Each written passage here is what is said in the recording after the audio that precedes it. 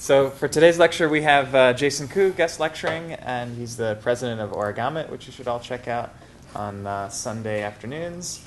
Origami Club at MIT. He's an origami designer and a grad student in mechanical engineering, and he's going to talk about the more artistic perspective on how origami design works, in particular in the representational and tree method of origami design world. So take it away, Jason. Hi, I'm Jason. Eric gave a bit of an introduction. I've been folding origami since maybe I was 5 years old, and I've been designing origami for maybe the past 10 years. I'm a PhD student in mechanical engineering, working in folding things on the micro and nano scale, so that's how this is applying to my research. I'm here to talk a little bit about origami art and how the concepts we've been talking about in class apply to origami in actually designing and folding artwork out of paper.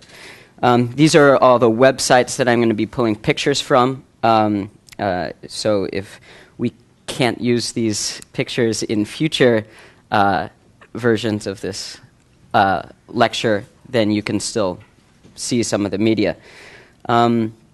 I want to first make the analogy of origami art to music. Many people make this analogy, and it's actually a very apt analogy. In music, you have composers, you have people who kind of produce a work of music, design the structure, kind of design what the main aspects of the piece are in terms of a structural sense, but aren't necessarily performers themselves. Now, in origami, the performer and the composer are usually one and the same, but hopefully in the future, that won't always be the case. In music, the composer usually makes a piece for multiple instruments or multiple voices or things like that. So most of the time can't do all that performance, and some people are more gifted in the performance side, some people are more gifted in the composition side, and I think it's a fairly apt analogy. There's tons of mathematics in music, there's tons of mathematics in origami, but there's also this level of artistic complexity, which we'll see later in this lecture. I'm going to concentrate mostly on representational origami. Representational origami is traditionally representing living things in our world, but it's pretty much you see something, not necessarily living, but you see something, and you want to make that form kind of for the form's sake, to represent that form. And this is different than, say, patterning, to create artistic patterns on a sheet of paper, tessellating, making geometric polyhedra, or making more abstract art that doesn't necessarily have a relation to a real-world object. So I'm going to start with a little bit about origami art. We've heard this. Eric mentioned this particular individual, Akira Yoshizawa. He is widely understood to be the father of modern origami. He was born in 1911. He was around for a very long time. Unfortunately passed away in 2005. I was lucky enough to get to meet Akira Yoshizawa when he attended a convention in North Carolina when I was maybe around 10. He was very powerful in and influential in the world of origami because he was one of the first people to start creating new models, be able to look at an object and create that object just from folding. He was one of the first people to actually try to make a large number of new models, as opposed to the past many centuries when only a few traditional models were known or pursued. This is a picture of Yoshizawa right here. He's fairly happy in this picture, but he's holding the logo of the U.S. organization in Origami, Origami USA, which is this sailboat.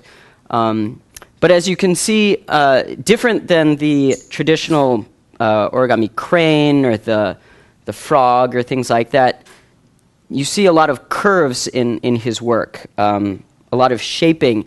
He uses a technique called wet folding, in which he weakens the paper to some degree, weakens the paper fibers by applying water, shaping the paper, and letting it dry so that it holds that kind of form. And you can see in this sparrow, this is one of my, particularly one of my favorite works by Yoshizawa. It really has the essence of this little bird, but is actually very simple and elegant. Origami design isn't all about making the most complex thing in the world. It's really trying to represent a subject elegantly, and I think this model does a very good job with that. But you can see here very clean surfaces, not a lot of extra creases that you can see. Traditionally, wet folding uses thicker paper and is slightly more substantial. Yeah, so here are some of his other works. And I want to start out with Yoshizawa because he was represented as the father and the master, and many of the origami designers I'm going to, if not all of the origami designers that I'm going to continue to talk about, were heavily influenced by Yoshizawa.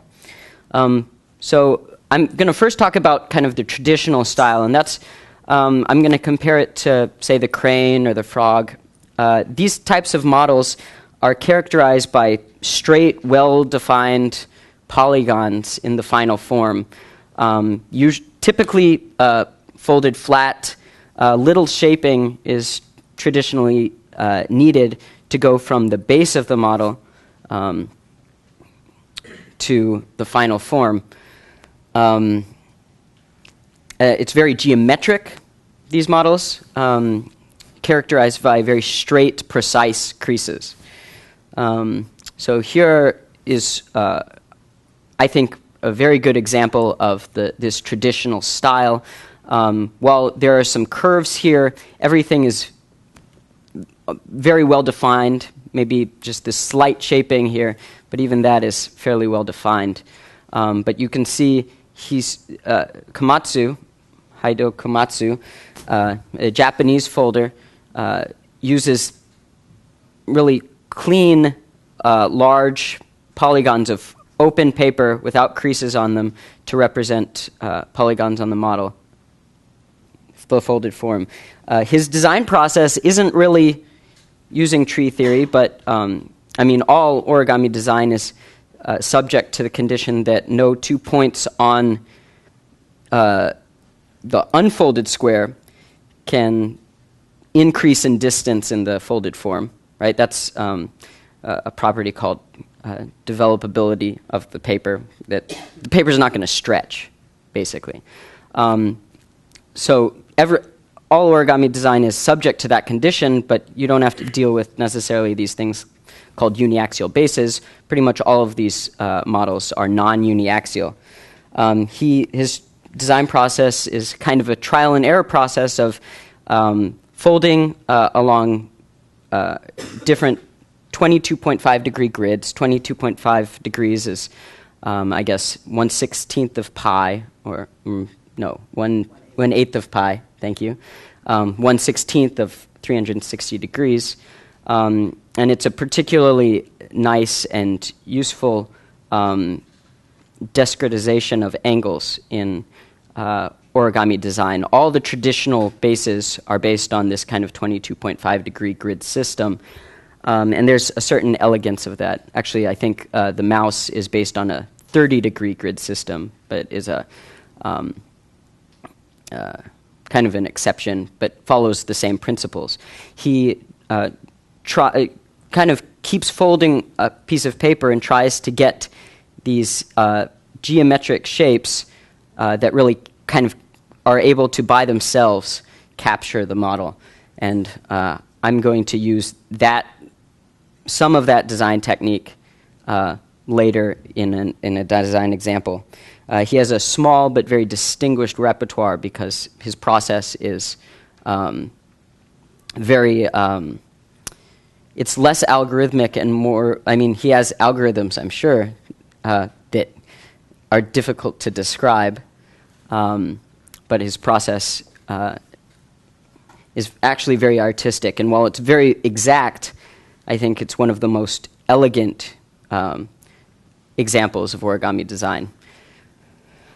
Here's another example of the traditional style. As you can see, there's slightly more curves and things in it, but it's fairly well characterized by these straight creases. Heavier paper for wet folding.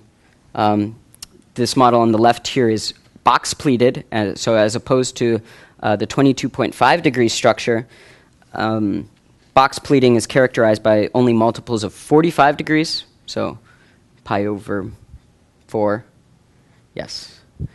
And so you see the grid here.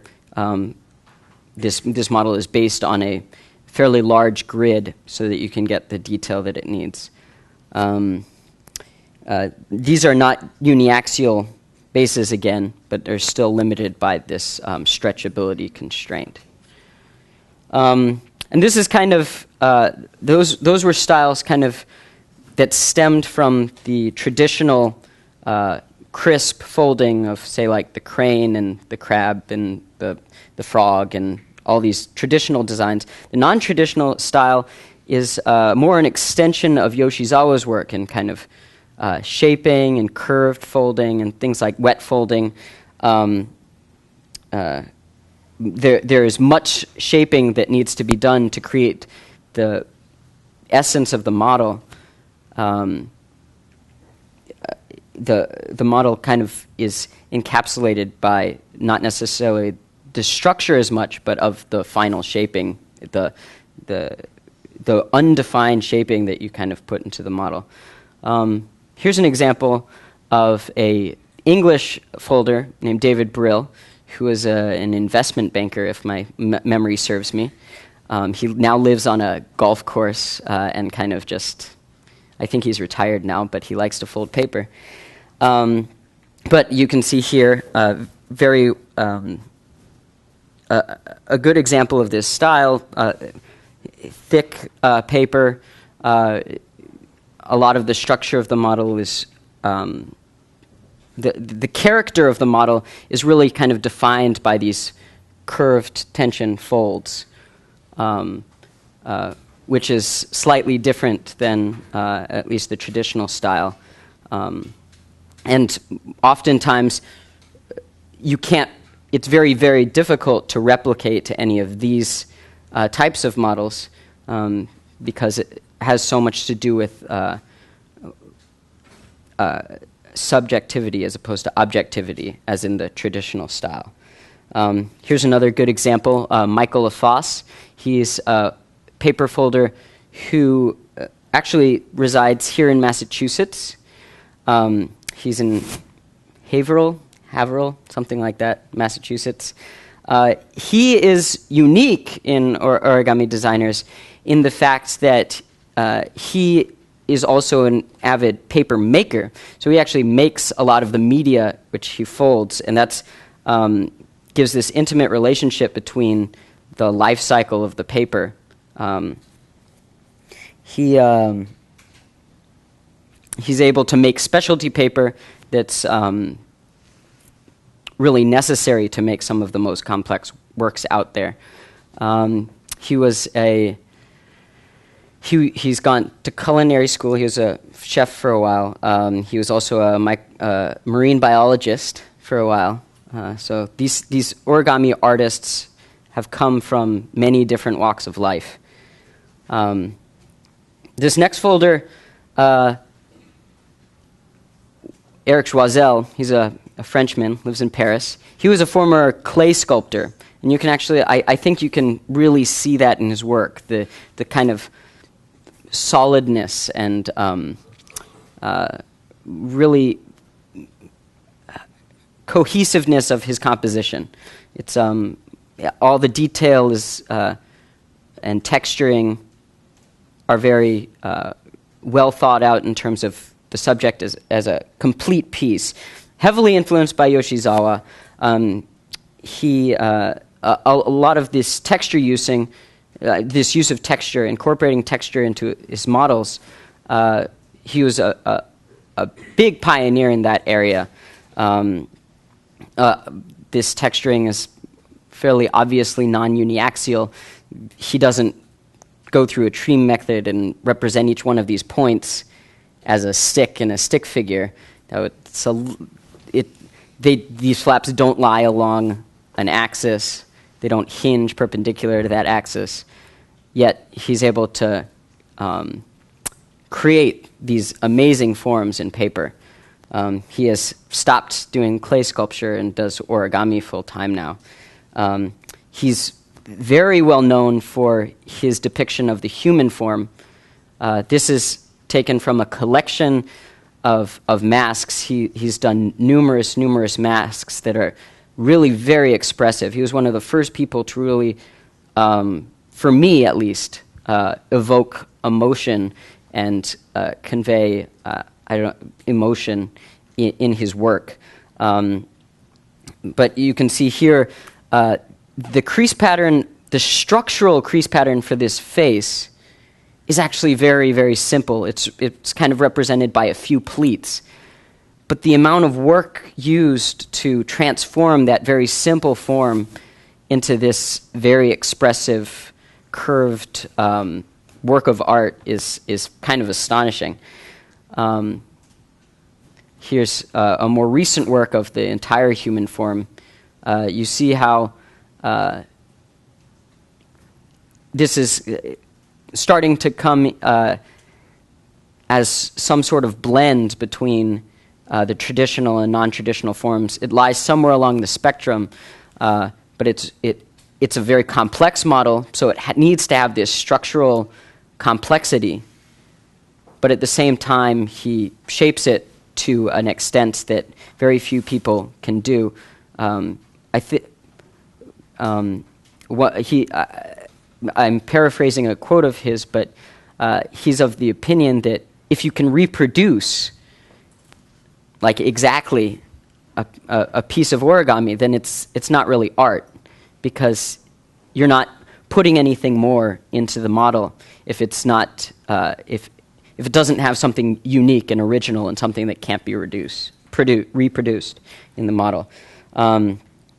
Here's two fantastic subjects in terms of art to me.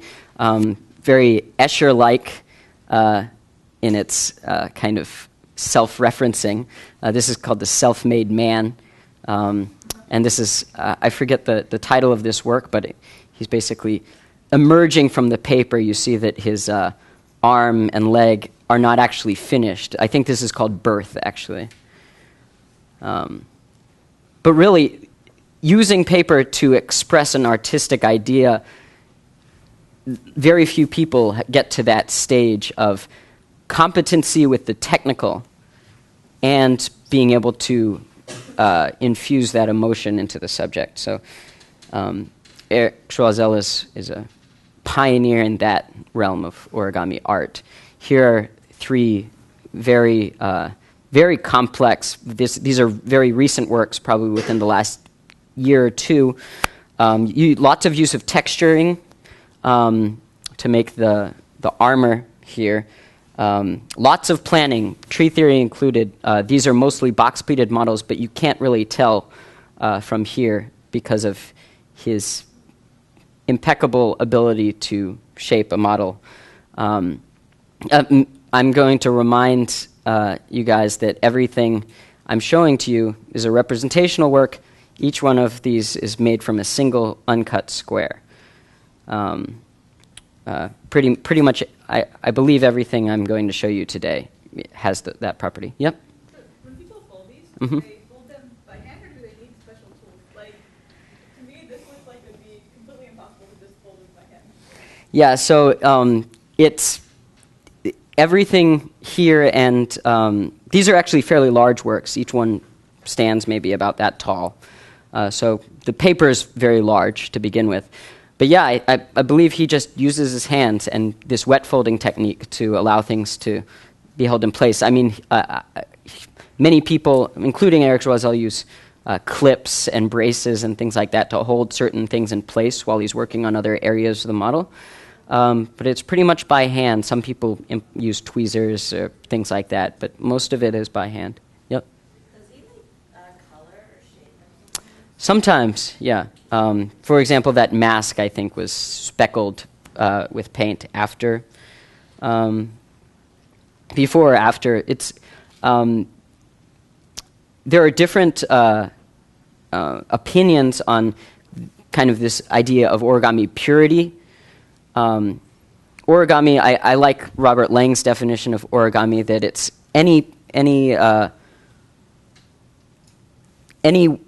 work whose primary structure is defined by folding.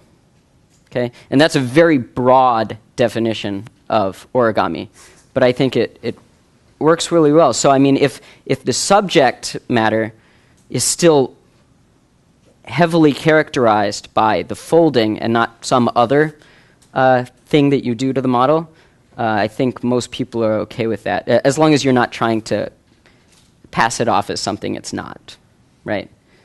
There are many origami designers who do multi-sheet things and do very very complex works and very beautiful pieces of art. I think Joseph Wu is a great example of this, who I don't have pictures of his work, but he doesn't try to pass them off as single-sheet origami. He is a very skilled designer. He could do it with the single sheet, but he finds that the solution is more elegant using multiple sheets. So, any other questions? All right. Just one more picture of some of Joisel's work. He actually made an entire orchestra of these little guys. This is two sheets. The saxophone is a different sheet. But again, he's not trying to pass them off as being the same sheet here. Whereas in here, the weapons actually are from the same sheet of paper. And these multi-subject pieces, so each one of these, it's not all three of them together as one sheet, just to clarify. But these multi-subject, trying to represent clothes and weapons and the human and all these types of things, is becoming more and more a way to push the limits of origami design. So again, trying to breathe life into the paper is really what Yoshizawa's mantra was, and so is Eric Joisel's. All right, so I'm going to move on to kind of this independent concept of really the ability that we have right now to pretty much, we have the algorithms to make anything we want, and really trying to capture that is this idea that I call this modern realism. It's the style actually. The styles represent like Eric Joisel's work. I mean, kind of fall along the spectrum of kind of this rigid structure and this free form shaping, but really try to capture this realism of the subject. So I think Robert Lang is one of the foremost origami designers in this kind of area. He's a guy from California who is a pioneer of algorithmic origami design. You've heard his name a number of times. He is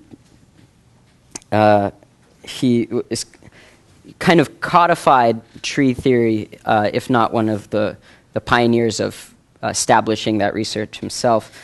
He wrote the program TreeMaker that you guys are all probably using to do your homework. He was a Caltech PhD and was a laser physicist for NASA, and he decided maybe less than 10 years ago to kind of quit and do origami full time. So that's what he does now.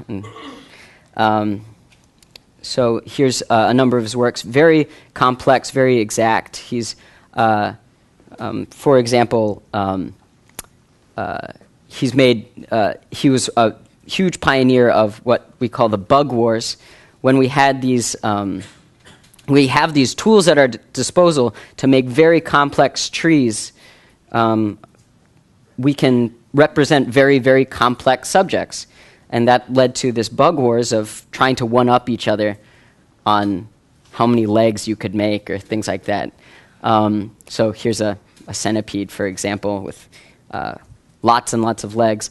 And the exactness to which we can specify the tree is phenomenal. For example, he has the scorpion here is a design that Robert Lang has approached a subject he's approached many, many, many times. This is a design that I particularly like. It's very clean in its folded and its structural forms. But he actually used TreeMaker and designed each of these pairs of legs to actually be increasing in length as they go back. So really being very exact with the proportions of the model, the proportions in the tree. And tree theory really allows you to do that, to capture that. Here's a slide for the mathematicians in there. This is not one square sheet of paper. This is probably the only model here that isn't, but it's what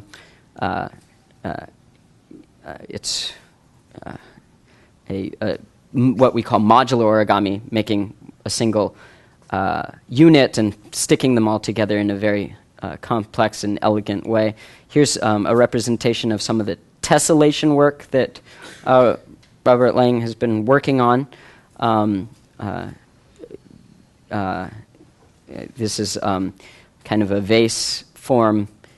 And all these, or at least these three, were very much characterized by using mathematics to find these forms. And while they're very heavily rooted in mathematics, as I'm sure all of us can appreciate, is an elegant subject in and of itself. There are elegant solutions to problems. And in origami, it's particularly nice because these elegant solutions often are very elegant and pleasing to the eye as well. So this is also a Klein bottle. It's kind of a joke, but it topologically does intersect and things like that. So it's an interesting work. I want to move on to a guy named Brian Chen, who is an alumni of MIT. He got his bachelor's, his master's, and his PhD at MIT. He defended his PhD in 2009, but he's still around Cambridge, and he is a big pioneer of pushing the limits of complex folding. He's picked up origami design very quickly, and so it is possible to do. So I encourage all of you to try it. Here's an example of a very, very complex centipede that he designed kind of in response to Robert Lang's trying to... There's a huge...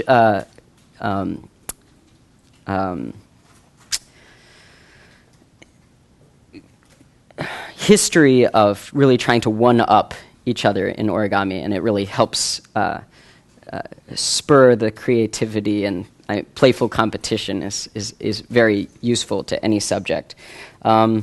These multi-subject things like this rose, the stem, and the petals itself, all from one square sheet of paper. He uses color change.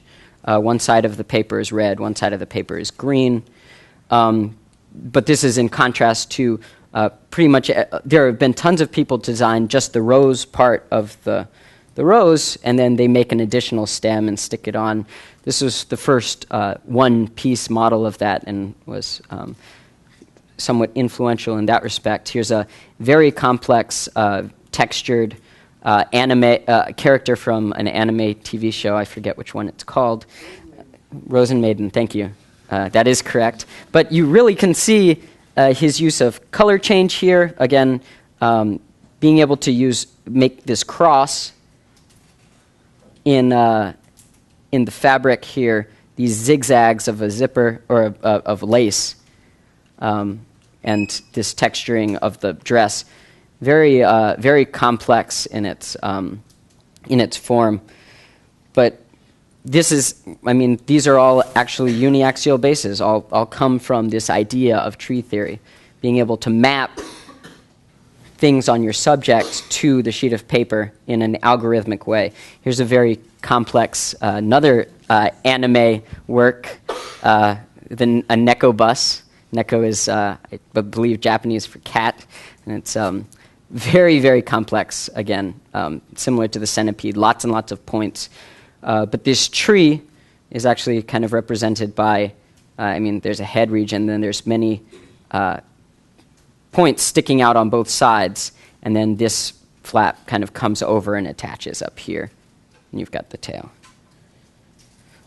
Here's another example of a multi-subject model. This was, every year there's a design challenge in New York for origami, and this was the sailing ship category, and he kind of went another direction with it.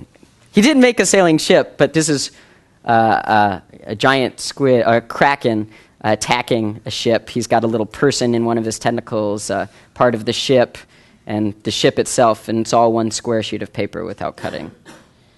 And if that wasn't enough, then the MIT seal as well, one square sheet of paper without cutting. The mens and manus, so the mind and hand. And I believe they're this isn't traditionally a crane.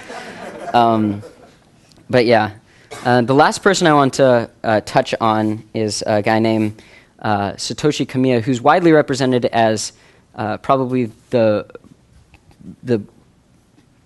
foremost pioneer of super complex origami. He is a little further on the spectrum on the traditional style than many of these other super complex folders, characterized by kind of very exact straight creases, this texturing, for example, a unique balance between making a very cleanly folded, the Japanese traditionally make very clean subjects in terms of exactness and form. Here's a little more shaping in the wet folding, but again, this is one of my favorite works of his, but it's another Lord of the Rings character. What's neat about this sea turtle, actually, it was the diagrams for it were just published. I first saw this work, I guess, in 2001 or something like that. But it also it has these plates on the back, this texture, but it also has plates on the front of the model. So you can actually pick it up, and it looks very, very convincing. Here are some more models by him. Again, you can see a lot of this texturing here in this wasp.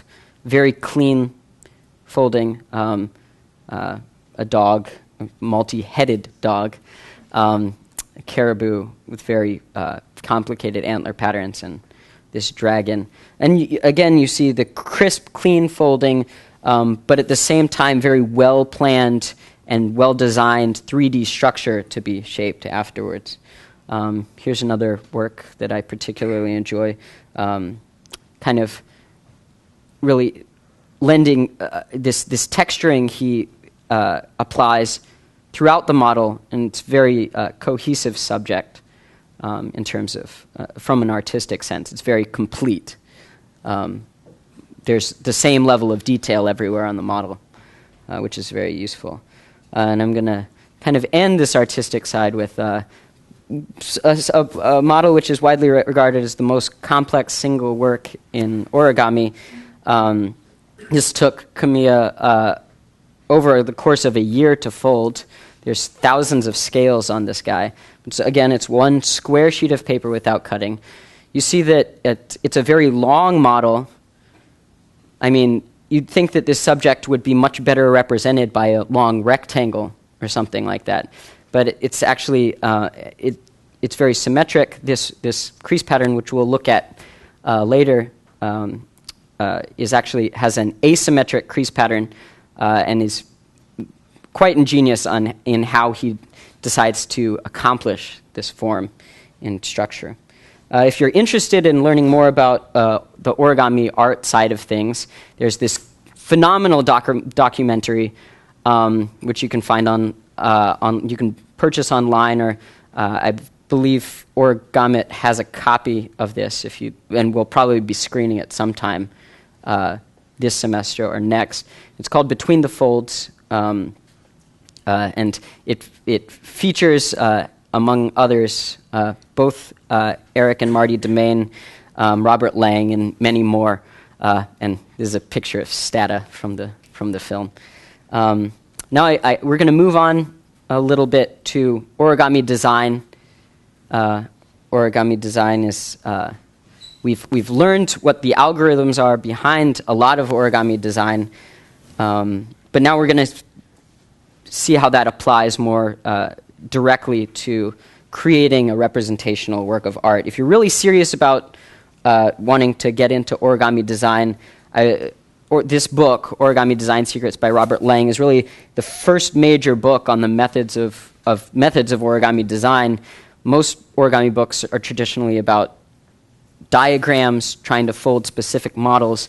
This is the first book really to lay out some kind of the ground rules of how you create models, and it goes through a number of the things we've talked about. So just to review a little bit about tree theory, the idea, the process is you start with a subject, like this picture I took at a Japanese museum of a little crab. You kind of draw a little stick figure of what that crab might look like in a kind of a one-dimensional form, characterized just by the lengths of these flaps and the connectedness.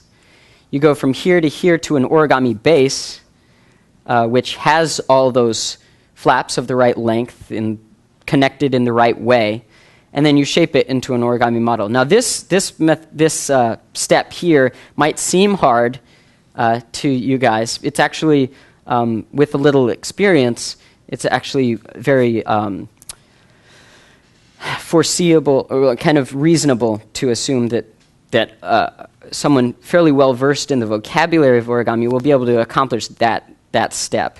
This step, again, is kind of child's play, somewhat. It's actually not to do it really well to represent this model as a stick figure, and we'll see that when we try to go through an example. This step is the one where algorithms in mathematics really helps to do a lot of the work for us, and essentially is kind of the easy part from our perspective, because it's kind of methodical and there's algorithms involved to help us out. This is kind of the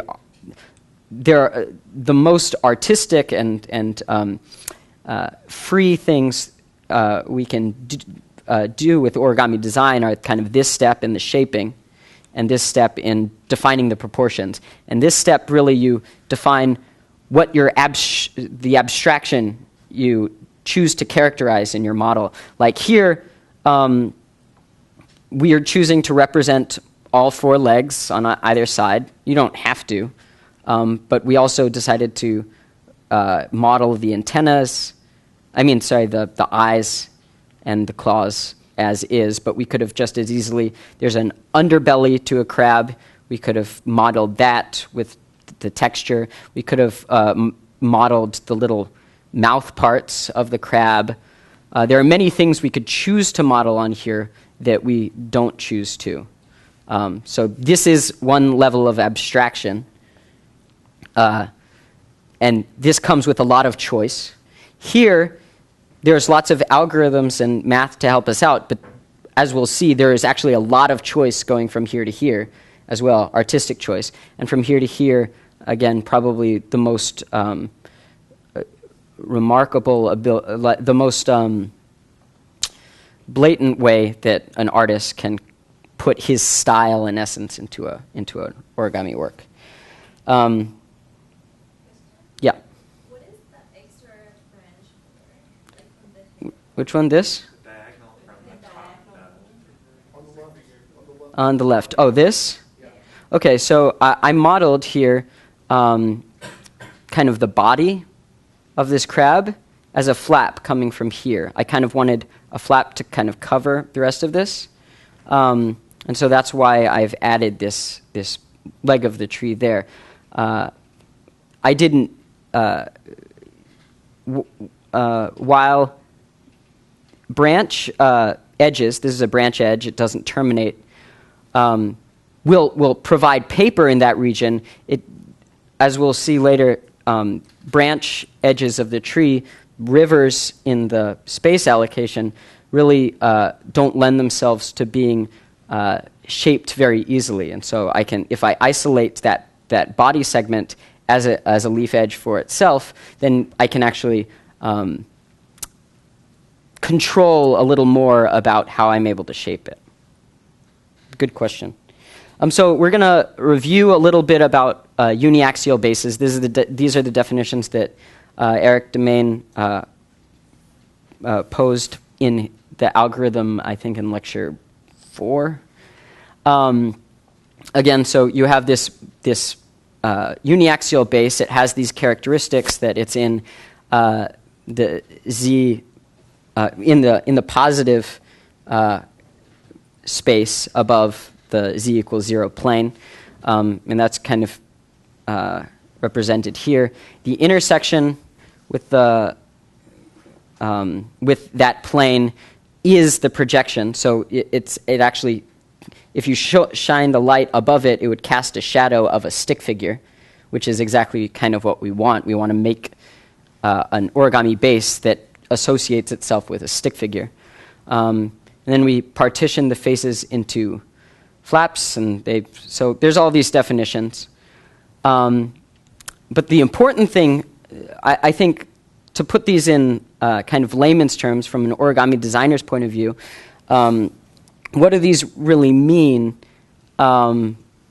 Really, the important characteristics that we want are that the flaps lie along or straddle a single line, because if they do that, then we could just fold it in half, and it will have that property of everything being above an axis and everything kind of lying along an axis, and that the flaps hinge perpendicular to that axis. The reason why we need the flaps to hinge perpendicular to the axis is if they don't hinge perpendicular to the axis, then they won't, the projection will not,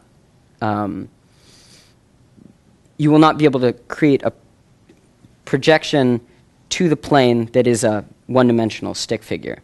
If these hinges are tilted, then that line will project to a line instead of a point like we'd want. We'd want it to project to a single node on the tree. So in any of these uniaxial bases, think about the base being thinned in the limiting case, that we can create folds parallel to this axis and kind of thin this model until it's right along the axis, and then in that limiting case, it is a stick figure, essentially, right? And once it is a stick figure, layering and orientation of the flaps really don't matter because it is the stick figure. Okay, so this is kind of an informal definition, but we'll use these later in the lecture. So what is a flap? We kind of made this argument last a couple lectures ago. But if we have a sheet of paper, so we want to model a flap so that we can kind of stick it together. And this is kind of an intuitive sense of, we take a sheet of paper, we thin it a little bit, we hinge it perpendicular to some axis, and when we do that and we unfold the paper, we see that it takes up this kind of quarter octagon of paper. Now, if we continue to thin this, right? If we make it really, really thin, you see how the boundary, this fold that we make, will closer and closer approximate a circle. Everyone see that? It's kind of like an umbrella. I like this analogy with an umbrella, that you have a single point that's the center of the umbrella, and when you close the umbrella, all of the umbrella kind of maps to a single line, right? And so it's neat to see on the paper. It's kind of what you could think of as a projection to this tree, right? Lines on the unfolded square, these lines at the edges of the circle map to a single point on this flap, or so infinitely thinned flap, or essentially the tree, right? This is kind of a leaf edge of our tree, right? And so everything along this line maps to a single point, is compressed onto a single point. You can do that with kind of any point going up this flap. We can actually pick off a point here, and we see kind of a line of constant elevation with respect to this flap, right? And so now we've split this. We've created a very, very simple tree. Instead of one leaf node, one leaf edge extending off of the rest of the model, we have a branch edge and then a leaf edge, and this branch edge is corresponding to this strip of paper here of constant width. That's what we call a river, right? And we see that a circle is just a limiting case of a river. Rivers separate two parts of the model off from each other by a constant distance. That's what that constant thickness strip of paper means. And the circle is really just a limiting case of that river that separates only a single point away from the rest of the model. Yeah, that's all I want to say about that. And so how can we can actually tile these rivers onto a plane to create arbitrary trees. So here's kind of an example of the correspondence. Each one of these, I call this these circle river packings. That's a common term in origami design. This is a circle river packing. It's kind of a space allocation. I've allocated, it's an idealization, right? The model we make is actually not going to be infinitely thin, right? So each flap is going to take up more space than these circles. But it's a good idealization, right? And so this circle river packing, or this space allocation, actually maps uniquely to a tree. So if we go through it, this point, this circle here might map to this line on the tree. It could actually also map to this line, so this edge or this edge as well, right? Because I don't really care how these flaps are oriented. The tree is just supposed to preserve length and connectedness. It doesn't really have to do with where they're mapped, and so we'll see some examples of that later. But we can kind of go through this tree and see all the different aspects of it. How the edges correspond to circles and rivers on the packing. And we're going to do a little bit of practice for that, because I think that was one of the hardest parts for me starting out in origami design, was being able to be comfortable with going from a tree to a space allocation, and from a space allocation to a tree. Getting that concept in my head was kind of difficult. So how about we practice a little bit? We have this space allocation of maybe 2 circles, a river, and three more circles. I'll just give you a second to see which one of these trees is represented by this space allocation. Or should I say, how many of these? Because some of these trees might be equivalent.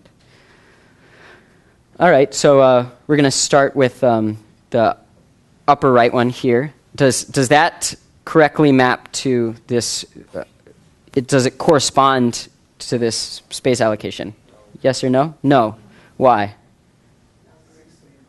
Yeah, so the topology is kind of wrong, right? You've got 3 equal length flaps up here, which is what we want, right? We want 3 equal length flaps separated off from the rest of the model by a river of the same length. Yeah, that makes sense. But instead of separating off two flaps, 2 leaf edges of maybe twice the length, it separates 3 of the same length, which doesn't quite work out. So the distances and the connectivity is kind of off here in just terms of the numbers. So this one's wrong. How about this one? Yes, right? This has the right topology. This one? No. Again, the wrong topology.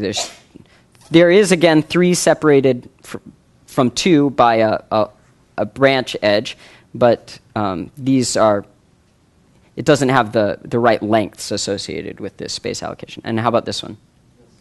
Yes, right? This is kind of just I've transformed this tree from here to here, right? I've just moved them around with respect to each other, right? They're equivalent in terms of how we choose our tree, and this will be important in when we actually use TreeMaker. It actually, because it doesn't matter how we orient things in our tree, we can manipulate where we put our circles on the paper to get the same tree. The mapping from here to a tree is unique. The mapping from a tree to a space allocation is not, which leads to interesting design choices that you can make in designing an origami model. So yeah, those two. One more time. We'll go through this one a little quicker. Give you maybe 5 seconds or so. All right, so we're going to start with this one. The first one. Does that map to this space allocation? Yes, it does, right? We have 2 equal length set off from the same length, 2 equal, and then 1 twice as big. And see how I've actually added kind of a redundant node here. I've split this leaf edge into a branch edge and a leaf edge. That's kind of a redundant node that I don't really need. It doesn't really change the topology of this at all, right? It would just kind of map to a line right here. Everyone see that? How about this one? No, right? For a number of reasons that I won't go into. How about this one? No. Again, the distances and the topology are wrong. This one? No. This is actually one of the trees from the slide before. And this one? Yes, right? This is actually just a manipulation of that tree. So, yay, we're awesome. Now, going the other way is not necessarily unique. So there might be multiple answers here. Is this a correct representation of this tree? Yes or no? It has the correct topology, right? It has 3 equal length flaps separated off by a river from 3 equal length flaps. That's what we have here. But this river is actually twice as long as any of these flaps. So this is actually a little bit shorter than the length of any of these flaps. Not really working for us there. How about this one? No, for pretty much the same reason. It actually has a very similar, if not identical, tree to this one, right?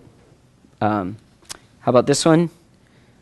No, topological problems there. This one? Yes, right? So it's got 3 equal length flaps separated off by a large 2x river, I guess. And this one? No, right? For the same reason here. And here, we can actually see 3 different packings of a very similar, if not same, tree. And this goes to show you that there could be many different ways we could put these disks on a sheet of paper that could either improve efficiency or be more useful. For example, this packing has a central flap. We may or may not want that central flap.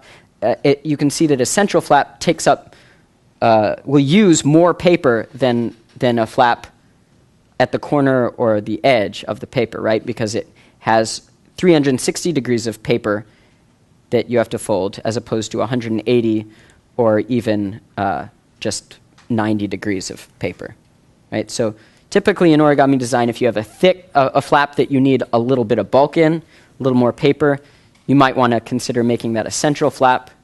If you want to make a very thin, maybe an antenna or something, a corner flap might be a better choice.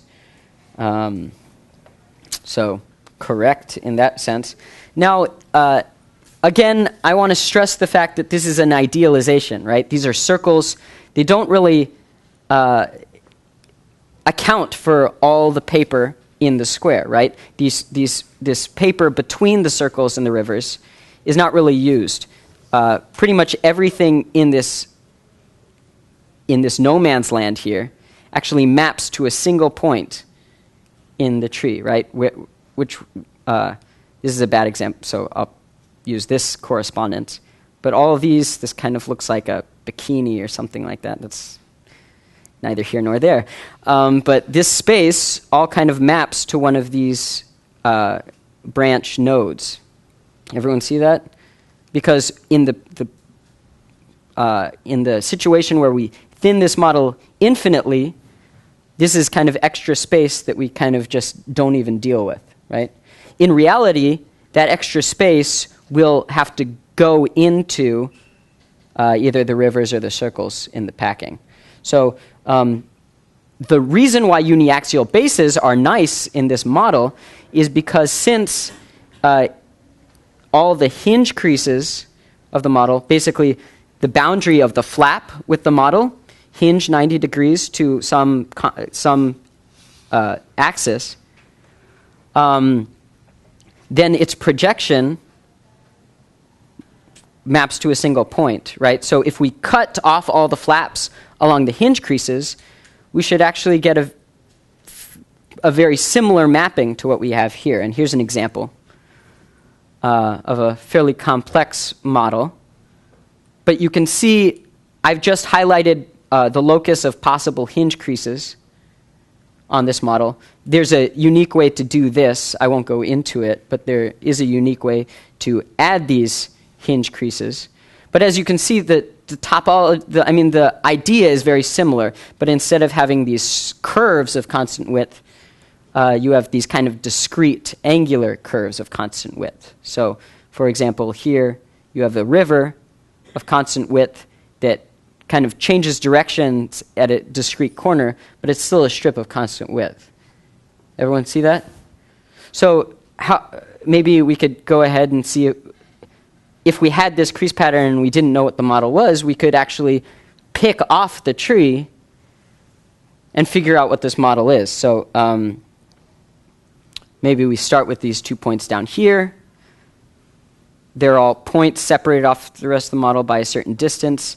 And that distance here, all these lines that are connected must be kind of at the same location, the same node on the tree, right? Because all those hinge creases must map to a single point. So these two flaps connect with each other because they share this set of hinge creases. And so that's that point right there. I'm going to ignore these two flaps at the bottom for now. We have this big, long river. I'm just going to deal with the big points first. And that connects to two more big points. Everyone see that? I don't want to go too fast. And actually, you can do that. You can just keep doing that and methodically picking off distances on this hinge crease representation, this discrete space allocation, right? And fill in the whole tree. Anyone can kind of think of what this might be? Yeah, maybe a four-legged animal with antlers, like maybe a moose. So this is a model I designed, I think, my freshman year as an undergrad. Yeah. What happens when you have the squares inside the squares? Yeah.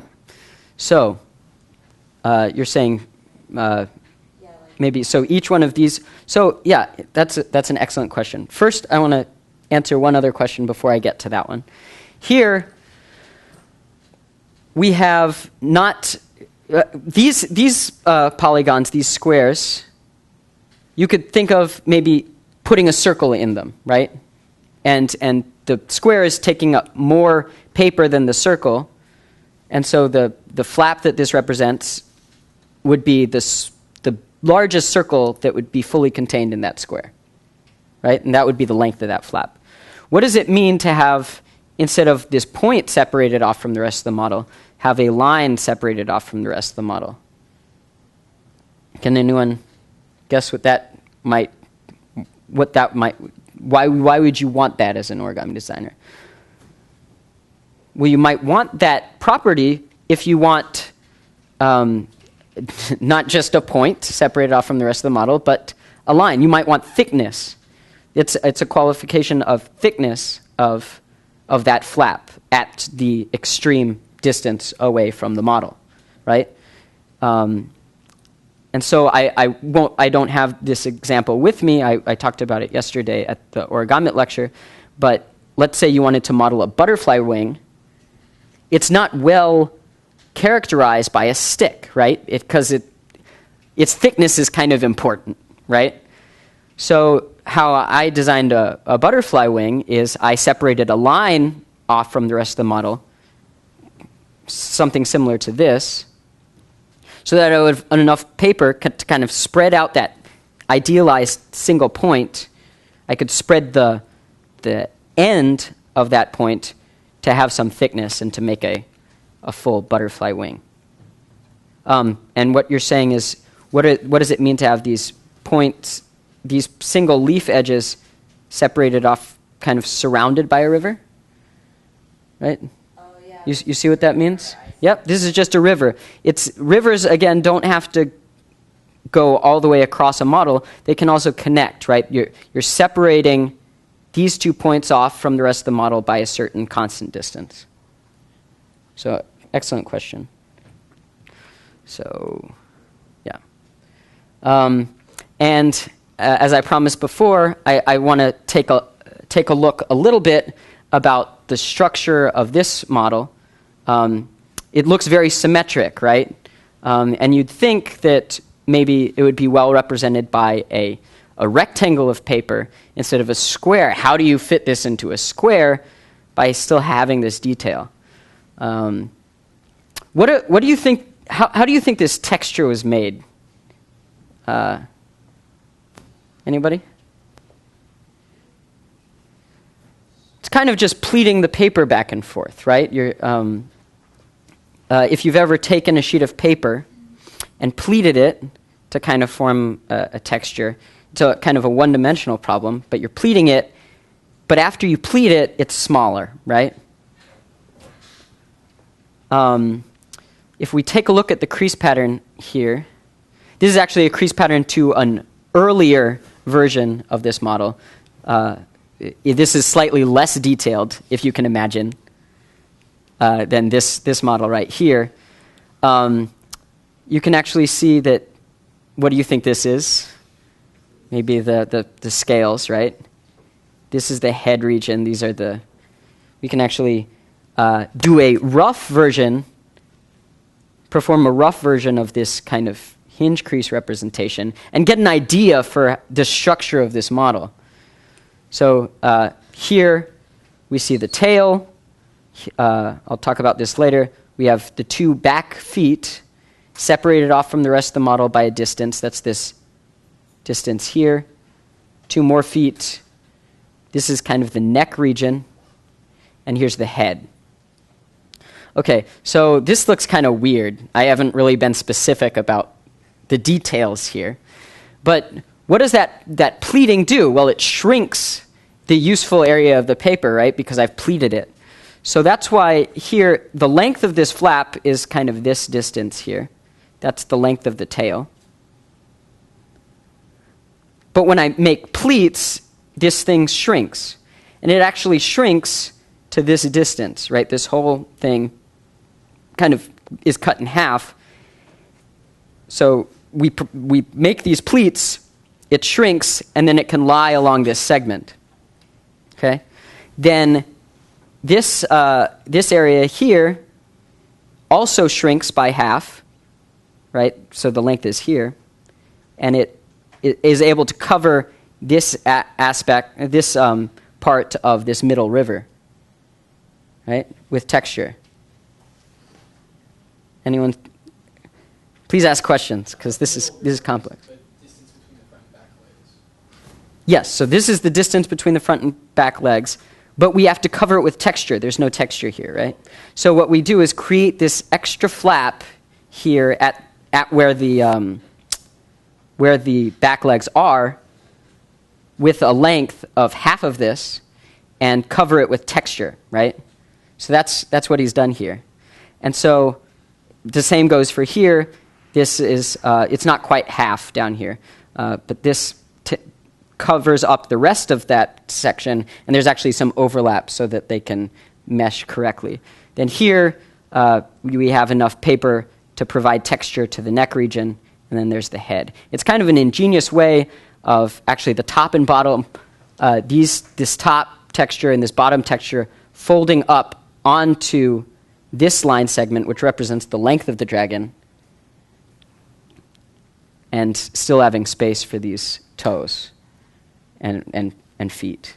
It's an ingenious kind of way to distribute the paper in this case. And here we can understand another reason why we might want to separate a line off from the rest of the model, because then that line has some thickness, you have a certain amount of space out there, and you can actually then create more points from that line being out at a certain distance. We can create a number of little points, which are then toes. Right? So I thought that was pretty cool. One of my favorite examples of structure. Distributed manually, or is it calculated by someone else? These were all drawn by hand using a program very similar to Adobe Illustrator. So, yeah, it's very tedious and lots of copy and pasting, but you should see the more complicated version of this pattern. Because as you can see on this model here, there are actually scales on the feet part itself. These feet are actually, these claws are actually are longer in proportion to everything else in the model. So we actually add some more things. There's also a strip of paper here that has spines on the back. This crease pattern doesn't represent those things. So this is a simplified version, if you will. What's the starting size of the paper? Yeah, how big is it? It's actually an amazingly efficient use of paper. The length of the dragon is pretty much this length right here, which is actually quite impressive for the amount of detail that there is, right?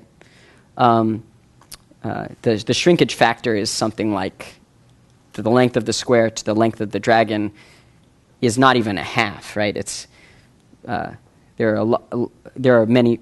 The overall structure of this model is actually quite simple. The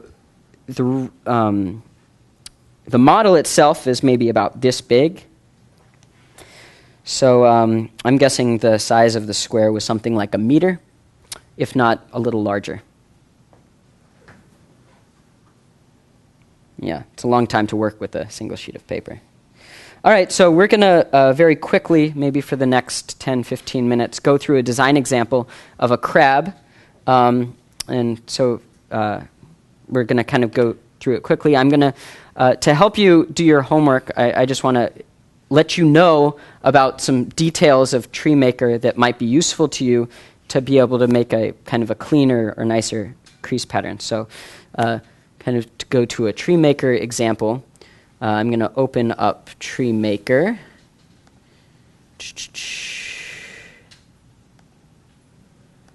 I need to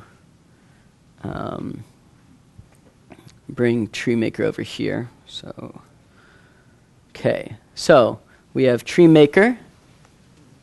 Okay. And let's say we want to make a crab. So how do you want to draw this tree? What kind of level? Maybe I'll just draw the tree that we had before. Of first we have 4 legs, all of equal length. Sorry. We could have them all coming from the same spot.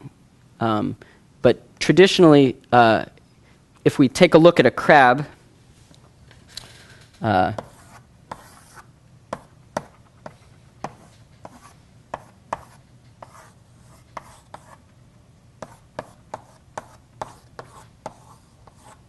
okay.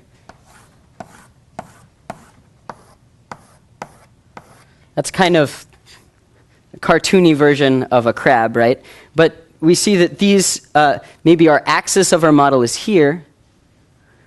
These legs are actually, don't need to split at the axis, right? We could actually model this as in a tree.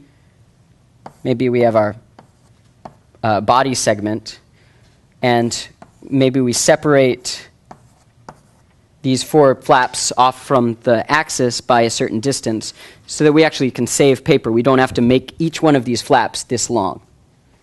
You see? So I'm going to add a little line segment there, repeat on the other side. You get the idea. Okay. Then maybe have some modeling of the thickness of the model. Then we have claws. One nice thing about this is we could view just the tree. That might make things a little easier. There's lots of these view characteristics that we're going to take advantage of. And maybe we want to represent the eyes. Okay. Now, the lengths of these edges in the program don't really mean anything. So take that into note first. You actually have to click on each edge and specify its length relative to all the others. So maybe we want to make the claws half as long as the branch connecting them.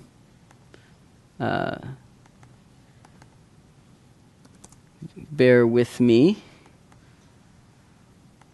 There's no good way of automating this process at this point. And maybe we make the eyes, they're pretty short, so we maybe make them a quarter of the length of those.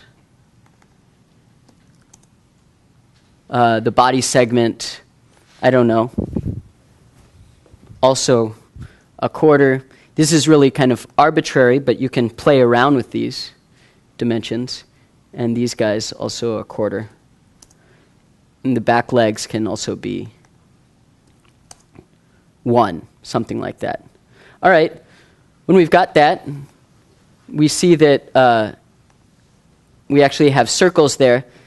Now, these circles are kind of crossing. We don't want that because paper can't go to 2 points at once. What we can do now is scale everything. So it tries to pack all the circles such that none of the conditions are being violated. Okay, so this is a valid packing, except these points in the middle here, this whole polygon is constrained. The green line segments here are active paths, basically the distance between these points on the tree and these points on the paper are minimized, or they're equal. So there must be a crease there. That is a key statement of kind of uniaxial basis, is that there must be a crease along active paths. Now, these 2 points can actually stand to get larger. Okay? And that's evident to the fact that we can move these around and it's not violating any conditions. Well, if I move it over here, it's violating a condition. Whenever a condition is violated, then you have these red lines that yell at you. But we can move this around in this area without violating any conditions. So it's not happy. It's not completely crystallized or well constrained, so it's going to yell at us when we try to build the crease pattern. TreeMaker was not able to construct all polygons because a polygon was either non-convex or contained one or more nodes in its interior. So these have nodes in its interior, so it was not able to fill in this polygon. Okay, so what we can do about that is, well, we don't mind if these points get a little bigger, right? Or we could add an extra point. So we never modeled a body segment here, so maybe we just add in a body segment. Okay? So scale everything here. We still have this problem. This guy is unconstrained, right? So what I'm going to do is make this guy a little bigger, and by selecting the node and the edge, you have to do both. I can go here and scale just the selection, and it'll increase it by itself. Okay? Actually, nicely, this is somewhat of a symmetric crease pattern, which didn't occur before. But undo. So this. So you see these lighter edges of the tree are fully constrained edges. These darker ones are not fully constrained edges. So this guy can actually also increase a little bit. So I'm going to scale selection. Okay. Now everything should be good. I can build the crease pattern. Gah! Oh, it built it, so whatever. All right, so this is a foldable crease pattern, right, that will form what we want it to. We can also go to this creases view, and it will show the creases of the model.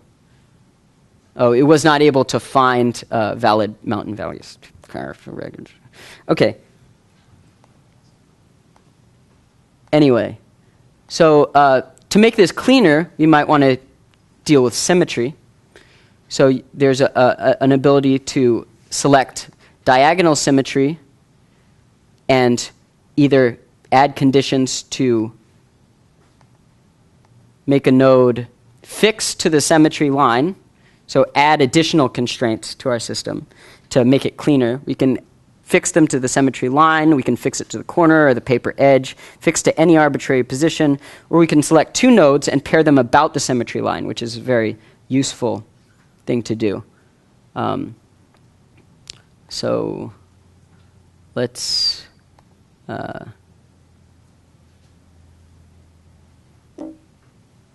don't know if it will yell at me again. Yeah, it didn't do anything. Okay, what I'm going to do is go in here. There's lots of things you could do here. We could perturb all the nodes so they move by a slight distance. And maybe if we try scaling it again, it'll find a valid solution. No.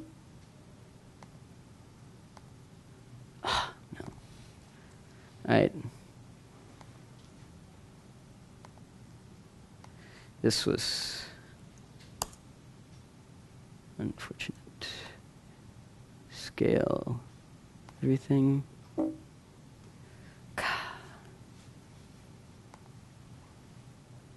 Kill the strain on this.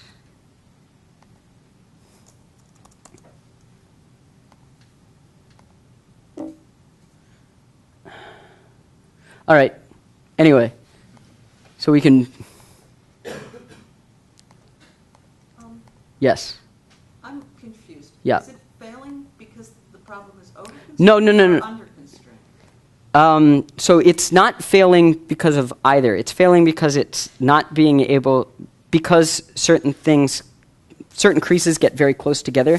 Now it's failing because it can't find a correct valley mountain assignment for the crease pattern. So it's able to build the creases fine, right?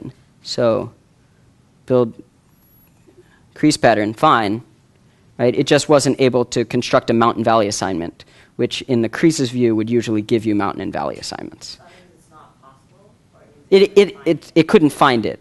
It's not that it's not possible, it's just it couldn't find it. I want to say one other thing. Here we have, yes, kill the crease pattern. we have a polygon bounded by active paths that's not triangular, but we can actually split any of these up into triangles. I'm just going to mention that you can do this. You click on one of these polygons, go here, stub, triangulate tree. It adds random points, and now all the polygons are triangles, and that's much easier to fold. Or not. That's how you would do it. Anyway, I'm running out of time, so I'm going to go back to the presentation. But if you need any help with these, or the tutorial with this program, I'm around. You can find you can contact me through the Origami website, or you can come to an Origami workshop on Sunday and ask me questions then. So I'm going to quickly just go right back to the presentation. Play slideshow? Nope. Got to switch the...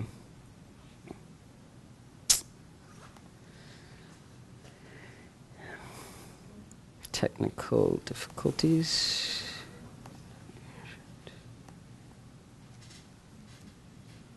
Okay. Play slideshow. All right, so that was kind of the example of TreeMaker. Here's an example of a non-TreeMaker example that I designed this weekend of a crab.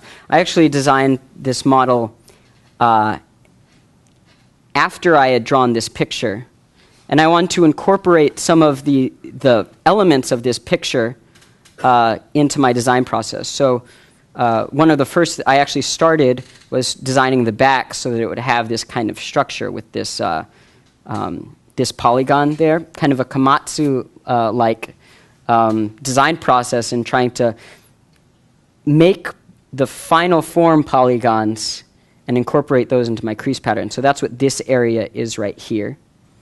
Okay, it has a very similar structure to the tree we drew already, right? We have the 4 points for the legs, the body segment, these are going to be the eyes. And so there are some extra points just to make things easier to fold. The claws. Here's the body segment. There's these extra 2 things on either side. And I made those so that there could be an underbelly to the crab. Okay, and that I could add some texture in and things like that. But you can see kind of some of the constraints that I've put on it are that I want this to be 22.5 degree folding, which is hard to implement in TreeMaker. I've also allowed it, shown some of the thinning to make these points thinner on the right.